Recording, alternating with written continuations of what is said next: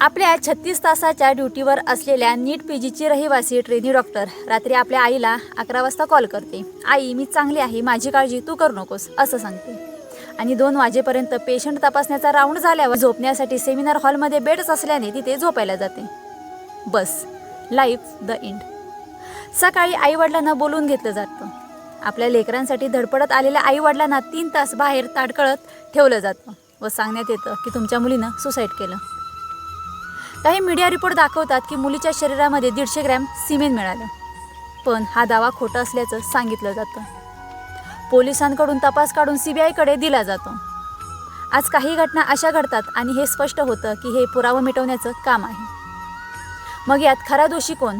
फक्त संजय रॉय का हे पुरावे मिटवण्यासाठी धडपडणारे भ्रष्ट व्यवस्थेतील काही लोक, का यांना खतपाणी घालणारं हे सरकार?